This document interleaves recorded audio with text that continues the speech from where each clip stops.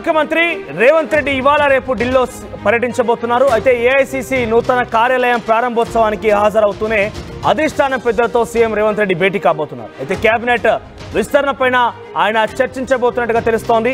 ముగ్గురు మంత్రుల పనితీరు పైన రాహుల్తో కూడా సమాలోచన చేయబోతున్నారు ఆయన. ఆ ముగ్గురిని పక్కన పెట్టే దిశగానే చర్చలు ఉండబోతున్నాయి. ప్రధానంగా వినిపిస్తున్నటువంటి పేర్లు కొండా సురేఖ, జూపాలి పేర్లుగా ఉంటే ఈ లిస్టులో ఎన్నికల ముందు పార్టీలో చేరినటువంటి మరో మంత్రి పేరు కూడా చేరినట్టు తెలుస్తోంది. అయితే వీరి స్థానంలో అదే సామాజిక వర్గానికి చెందిన వారికి కొత్తగా అవకాశం కల్పించాలని ముఖ్యమంత్రి రేవంత్ రెడ్డి అటు ఏఐసీసీ పెద్దలు కూడా సమాలోచన చేస్తున్నట్టు తెలుస్తోంది. పూర్తిగా కేబినెట్ ఏర్పాటు పైన కూడా అధిష్టానం గ్రీన్ సిగ్నల్ ఇచ్చిన తర్వాత ఒక అంశం కొలిక్కి వచ్చే అవకాశం ఉంది. సుమారుగా ఇంకా 6 కొత్త వారికి అవకాశం ఇవ్వడంతో పాటుగా ఒకవేళ వీళ్ళ పర్ఫార్మెన్స్ కనుక సరిగా లేదని చెప్పి ముఖ్యమంత్రి రేవంత్ రెడ్డి అధిష్టానం కనుక కన్విన్స్ చేయగలిగితే వారి ముగ్గురు స్థానంలో కూడా కొత్త వారిని తీసుకునే అవకాశం ఉంది. మరి కొత్త వారికి అదే సామాజిక వర్గానికి సంబంధించిన వారు ఎలా రిక్రూట్ చేస్తారు, ఎలా ఉండబోతుందో చూడాల్సిన అవసరం అయితే ఉంది. ఇవాళ రేపు ఆయన ఢిల్లీలోనే పర్యటిస్తారు. ఆ పిమ్మట అటు నుంచి ఆయన విదేశీ పర్యటన కూడా వెళ్ళే అవకాశం ఉంది. సో మరి ఏం జరుగుతుంది ఢిల్లీలో అధిష్టానంతో ఈరోజు ఎటువంటి చర్చలు జరగబోతున్నాయి? ముఖ్యమంత్రి రేవంత్ రెడ్డి మంత్రివర్గం సంబంధించి ఆ తర్వాత ప్రభుత్వ పర్ఫార్మెన్స్ కూడా ఒక నివేదిక తీసుకొని ఏఐసీసీ పెద్దల దగ్గరికి వెళ్ళారు.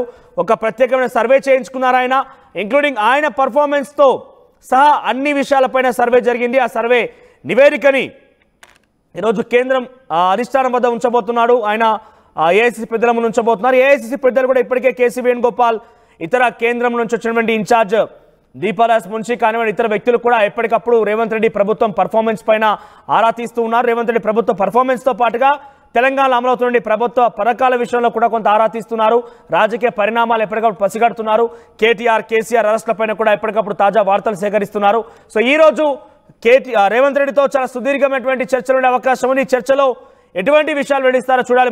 మరిన్ని అప్డేట్స్ మా ప్రతినిధి గోపి అందిస్తారు. గోపి, ఈ ముగ్గురు మంత్రుల పర్ఫార్మెన్స్ ఆధారితంగా వారిని పక్కన పెట్టే అవకాశం ఉన్నట్టుగా తెలుస్తోంది. నిజమేనా? ఈ ముగ్గురు మంత్రులను పక్కన పెడితే డెఫినెట్గా ప్రభుత్వం కొంత అబాస్పాలే అవకాశం ఉంటుంది, ప్రభుత్వానికి కొంత ఇబ్బంది తలెత్తే అవకాశం ఉంది. ఎందుకంటే పర్ఫార్మెన్స్ బాగాలేదని తమ క్యాబినెట్లో పనిచేసేటువంటి ఆ ముగ్గురు మంత్రులను పక్కన పెడితే ఆయన విఫలమైనట్టే కదా, ఒక రకంగా అడ్మినిస్ట్రేషన్ పరంగా కానీ మంత్రుల్ని సమన్వయపరచడం కానీ విఫలమైనట్టుగానే భావించాల్సి వస్తుంది. కాబట్టి నిజంగా జరుగుతుందంటారా ఈ ముగ్గురు మంత్రులను పక్కన పెట్టే ప్రక్రియ? మనోజ్, ఈ రోజు నూతన ఏఐసిసి కార్యాలయ ప్రారంభోత్సవానికి ఇటు కాంగ్రెస్ పెద్దలతో పాటు తెలంగాణ సీఎం రేవంత్ రెడ్డి కూడా రానున్నారు. ఈ రోజు రేపు 2 రోజులు కూడా ఢిల్లీలోనే ఉంటారు.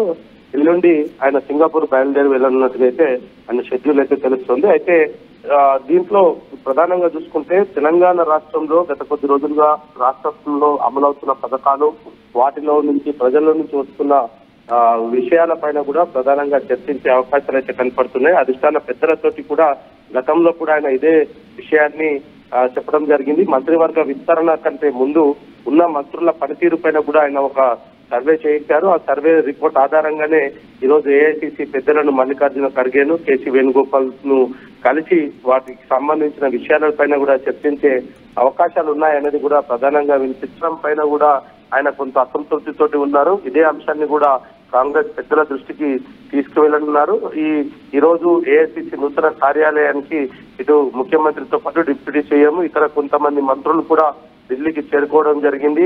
ఆ నూతన కార్యాలయ ప్రారంభోత్సవం తర్వాత ఏఐసీసీ పెద్దలతోటి రాష్ట్ర రాజకీయాలకు సంబంధించిన సుదీర్ఘ చర్చ ఉండే అవకాశాలు ఉన్నట్టుగా కూడా మనకు కొంత సమాచారం అందుతుంది. దీంతో భాగంగానే మంత్రివర్గ విస్తరణ గత కొద్ది కాలంగా కూడా రేవంత్ రెడ్డి ఎప్పుడు ఢిల్లీకి వచ్చినా మంత్రివర్గ విస్తరణ జరుగుతుంది అనే ఊహాగానాలే ప్రధానంగా వినిపిస్తున్నాయి. అయితే విస్తరణ కంటే ముందు ప్రక్షాళన చేయాలన్నది కూడా రేవంత్ రెడ్డి తన ఆలోచనగా ఉన్నట్టుగా అయితే కొన్ని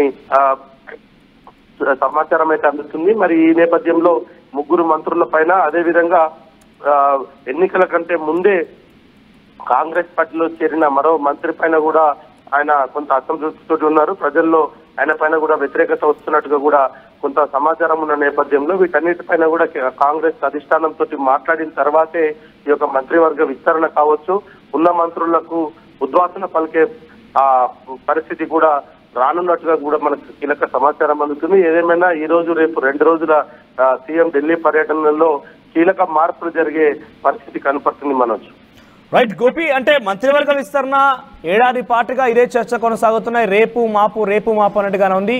ఏడాది కాలం పూర్తయింది కాబట్టి ఇప్పటికైనా కొలికి వచ్చే అవకాశం ఏదైనా కనబడుతోందా? అంటే ఈరోజు చర్చల తర్వాత మంత్రివర్గంలో ఉన్నటువంటి కొత్త వ్యక్తులు ఎవరనేది తెలిసే అవకాశం ఏదైనా కనబడుతోందా ఇవాళ రేపట్లో ఈ పర్యటనలో?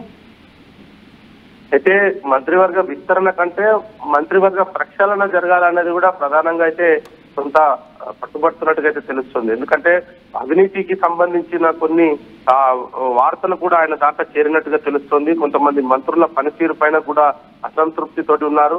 నియోజకవర్గ వారీగా కొంత సర్వేలు చేయించిన నేపథ్యంలో మంత్రుల పనితీరు సంబంధించి అవినీతికి సంబంధించి కొంత సమాచారము ఆయన వద్ద ఉన్న నేపథ్యంలో విస్తరణ జరపడం వల్ల ఉపయోగం లేదు. ఫస్ట్ మంత్రివర్గ ప్రక్షాళన జరగాలి. ఆ తర్వాత కొంతమందికి ఏదైతే దీంట్లో ఎవరెవరికి కొత్త వారికి కూడా చోటు కల్పించాలన్న దానిపైన కూడా ఆయన కొంత సర్వే చేయించినట్టుగా కూడా తెలుస్తుంది. వ్యక్తిగత ప్రొఫైల్ తో పాటు గతంలో పనిచేసిన అనుభవం ఎవరికైనా ఉందా లేదా అన్న దానిపైన కూడా కొంత ఆయన ఈ యొక్క సమాలోచన చేస్తున్న నేపథ్యంలో ఈ ట్రిప్ లో ఖచ్చితంగా ఈ అధిష్టానం వద్ద నుంచి కొంత గ్రీన్ సిగ్నల్ తీసుకునే అవకాశమే కనపడుతుంది.